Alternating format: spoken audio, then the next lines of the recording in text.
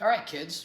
So here's a little bit of the next part of the gas laws. We've talked about the Boyle's law, which is pressure and volume related. You know, as the pressure is increased, the volume decreases, is Boyle's law. And we talked about Charles's law, where volume and temperature are directly proportional. As one goes up, the other goes up. And then we combined the laws into what's called the ideal gas law. The P1 V1 T2 is equal to P2 V2 T1.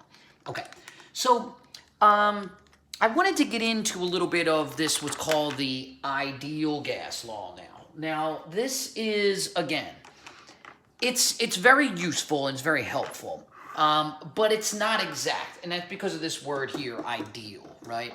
Ideal would be like, you know, the best possible scenario that could ever happen. All right, now gases are not under ideal conditions.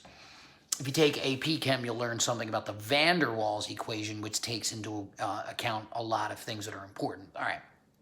So, but it is definitely useful and helpful, and it's very good at approximating pressure, volume, temperature, and how many moles of substance there are. Okay, but here's the thing it does not take into account, okay? It doesn't take into account that when gases are in a container, that the molecules in the gas, or the atoms, if it was like the molecules is probably the better word to use there. Even something like hydrogen, even though it's an element, it's really a molecule. It's a diatomic molecule. Anyway, it doesn't take into account the fact that the molecules can bounce off the side of the container when they're moving, okay? It also doesn't take into account the fact that the molecules collide with each other, and then, and then they can bounce off the side of the container too. And the other thing it doesn't really take in is the size of the molecules, okay? So what we're going to do is we're going to kind of leave all that out when we talk about this ideal gas law. And it's a PV, which is, kind of cool because we're Perk Valley, equals lowercase n times r times t. All right. So here's how it works. Pressure and volume we've already talked about, right? Now, pressure has a lot of different units, which are all on the first page of the packet, right? There's ATM, bar, millimeters of mercury, kilopascals, pascals, all that stuff, okay? Volume, you have liters and milliliters, and then temperature, we had Celsius and Kelvin. Okay, but when you're using this equation, there is a number that is a constant, and the constant is this R right here, okay? And that R unit, since it's a constant, that means it does not change. We've got to keep it the same because it's a constant, right? Okay. And the constant for the ideal gas law is right here. It's 0.0821 liters times atmosphere divided by kelvins times mole. Okay. So when you're using this equation, what you have to keep in consideration here is that the constant has the units liters and atmospheres, kelvins and moles. So when you plug it into the equation, you need to plug the pressure in ATM, the volume in as liters, the temperatures in as Kelvin, or the N value, which is the number of moles, in as moles, obviously. Okay. And coincidentally, if you plug in atmospheres, liters, and kelvins, you're going to be left with moles. If you plug in moles and liters and ATMs, you're going to get Kelvin left. All right, I'm going to show you how this works. With a sample problem here, this is not in your packet, but I want you to follow this and then try to do the first one in your packet. Okay, and I'll give the solutions to that also just to make sure you're doing it right. Okay, it says 14.4 liters of gas, didn't say what gas, at 25 degrees Celsius is under a pressure of 161.5 kilopascal. How many moles of gas are there, assuming it behaves ideally? Okay, so we are looking for how many moles, so we're looking for the N value, which means I have to have the pressure, the volume, the temperature, and I always have this R value because it's a constant. So I have the R value. I have the temperature, right? But the temperature right now is in Celsius. And I told you that when you're using these equations for the gas, you must plug it in Kelvin. And that's easy. All you have to do is add 273 to the Celsius and you'll get the Kelvin. Okay, so the T here, right? So T was 25 degrees Celsius and you add 273 and you're going to end up with what's called room temperature in science, but 298 K. Okay, so that's my T value. I already have the R value, which means I need the pressure and the volume. All right, well, the volume, you want it to be in liters, and it's already in liters, so that's good. We don't need to change that. We're just going to plug it in. But here, we do need to change this. All right, so we got kilopascal, but the pressure needs to be in ATM. And the reason it needs to be in ATM is because the constant is liters, atmospheres, kelvins, and moles. All right, well, we have the liters.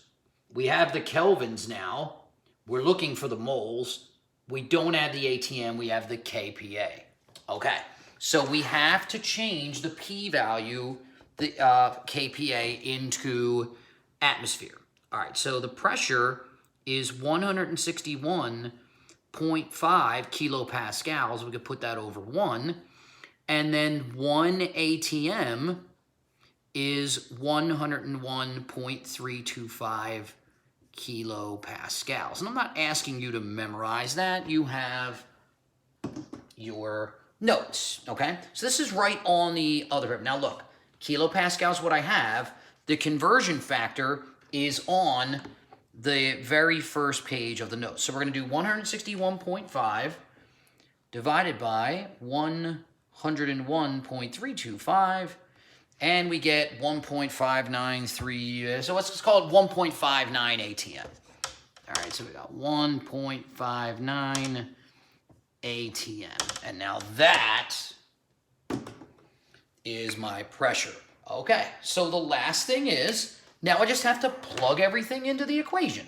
Now you can rearrange the equation in the beginning, or you can plug everything in and then divide it. I don't care. So this is my equation right here. So I'm going to plug in the pressure as P, plug in the volume as V, and I don't know. That's my variable. There's my R, and the T value is down here. So it's going to look something like this. So pressure is 1.59 ATM. That's the P. The V value was given in the problem, 14.4 liters. Okay, so remember, it's PV is equal to nRT. Here's P, here's V, all right? And that equals N, which is the number of moles, right? Okay, well, the question said, so I'm getting a little messy here. The question said, how many moles of the gas are there, assuming it behaves ideally? All right, so N we don't know.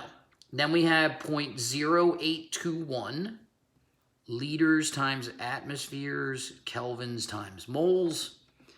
And the T value is 298K. All right, now our equation looks like this. All right, well, let's do some canceling, right? What's going to cancel out? Well, ATM and ATM are going to cancel. Ooh, how about liters and liters? Okay, and then you got kelvins and kelvins. All right, so the only unit left from the equation is the mole unit, and the mole happens to be what we're looking for. Okay, so all we have to do then is we're just going to divide by 0.0821 and 298 on both sides. And it'll look something like this. Okay, now 0.0821, 298, and the only thing that's left is the mole unit. So whatever this comes out to be is going to equal the number of moles, the only thing left.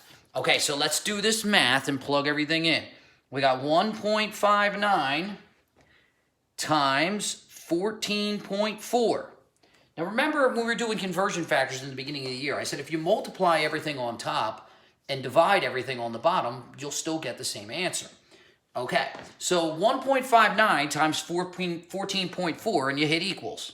Okay, then we're going to divide by 0.0821, and we're going to divide by 298, and we get an answer of 0.9358. So how about 0.936 moles is how much gas would be in there under that pressure, okay, of about 1.5 times atmospheric pressure.